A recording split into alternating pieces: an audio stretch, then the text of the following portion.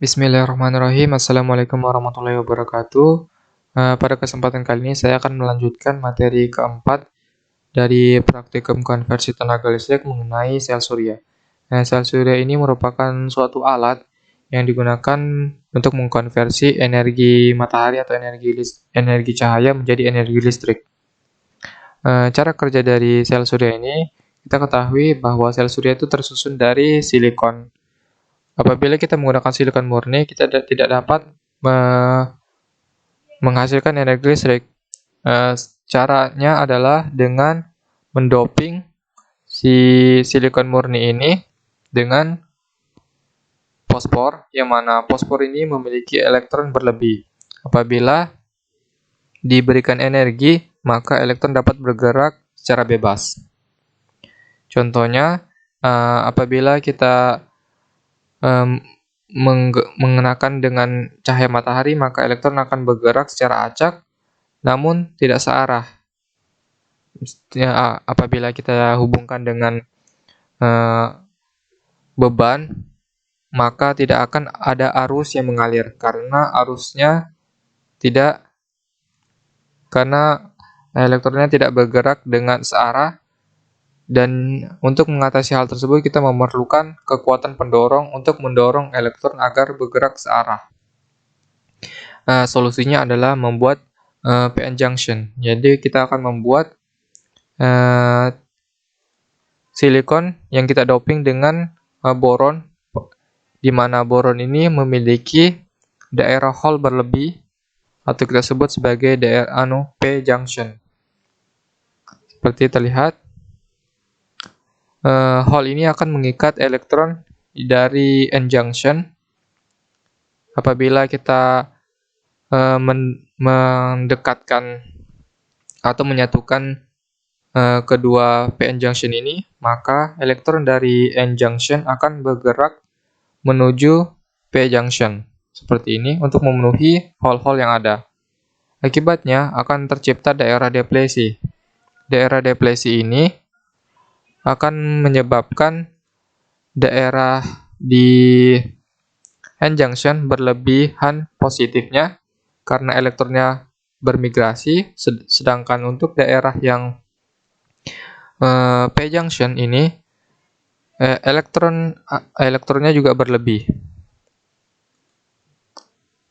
Oke, apabila daerah deplesi ini terkena cahaya atau energi dari energi foton matahari yang menembus daerah N junction dari atas ini, maka di daerah deplesi akan tercipta sepasang hole dan elektron.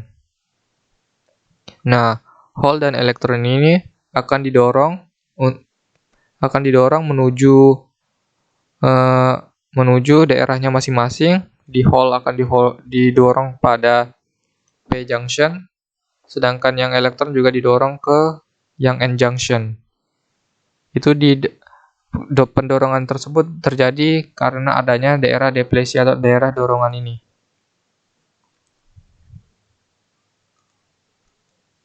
Oke,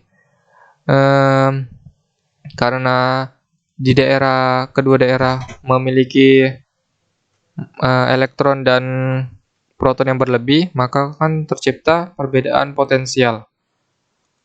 Apabila kedua hubungan ini kita hubungkan dengan beban, maka akan tercipta arus yang mengalir. Yang akan mengalir terus-menerus seperti pada animasi ini. Kemudian, pada umumnya, sel surya itu memiliki daerah N junction yang lebih kecil atau lebih tipis dibandingkan dengan P junction-nya. Hal ini dimaksudkan untuk menciptakan daerah deplesi yang lebih lebar sehingga pasangan elektron dan hole yang tercipta juga lebih besar. Oke, seperti itu. Kemudian di sini kita akan membahas mengenai jenis-jenis dari sel surya. Sel surya yang kebanyakan secara umum digunakan adalah jenis monosilikon. jenisnya adalah polisilikon. Kalau monosilikon ini merupakan jenis yang memiliki efisiensi yang tinggi sehingga hanya beberapa saja yang memilikinya. Secara umum dikelompokkan menjadi kristal silikon atau yang menggunakan bahan silikon. Terus ada thin film solar cell. Ini menggunakan beberapa jenis material seperti kadmium telluride atau CdTe.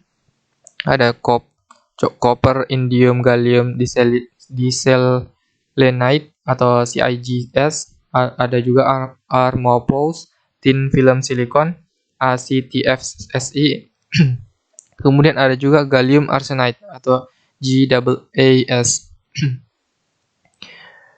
Untuk di yang kristalin silikon yang seperti yang saya jelaskan tadi, monosilikon ini memiliki efisiensi yang lebih tinggi. Biasanya ditandai dengan warna hitam. Kemudian di daerah ujung-ujungnya tidak lancip, namun terpotong membentuk segi 8. Untuk yang polisilikon ini harganya lebih murah dan lebih banyak digunakan, namun efisiensinya kalah terhadap monosilikon. Untuk yang ribbon silikon ini sangat jarang digunakan, terlebih lagi perusahaan utama yang memproduksinya yaitu Evergreen Cell Surya itu sudah bangkrut. Oke, kita lanjut. Nah, di sini saya akan bahas mengenai karakteristik luaran sel surya pada perubahan suhu. Jadi luaran yang dimaksud adalah arus dan tegangan. Kita lihat pada grafik yang di sebelah kiri ini, grafik yang memperlihatkan hubungan antara arus dan tegangan, di mana pemberian intensitas radiasi matahari yang berbeda-beda. Untuk menentukan intensitas radiasi matahari ini, biasanya digunakan untuk peningkatan tahanan. Jadi peningkatan tahanan itu akan menyebabkan penurunan arus, namun juga akan menciptakan peningkatan tegangan. Seperti yang terlihat pada grafik ini, untuk yang memiliki arus lebih tinggi yaitu sekitar 1,6 di antara 1 dan 1,2 itu berada di energi dengan 1002 Weber per meter kuadrat, sedangkan untuk tegangannya di 20, sekian. Untuk daerah yang memiliki arus lebih rendah itu yang memiliki energi 395 Weber per meter kuadrat.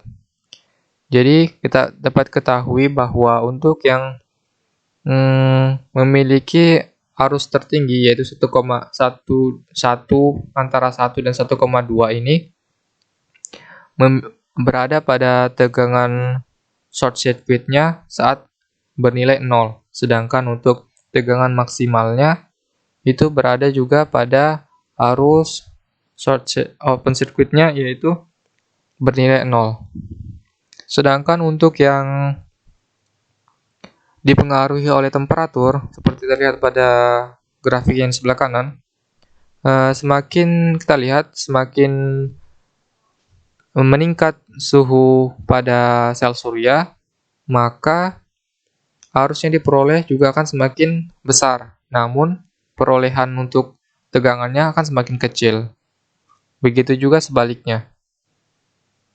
Oke, dari kesimpulan dari presentasi tersebut, kita dapat ketahui bahwa peningkatan suhu itu dapat meningkatkan arus, namun juga dapat menurunkan tegangan pada posisi nilai yang maksimal. Oke, sekian dari presentasi saya. Assalamualaikum warahmatullahi wabarakatuh.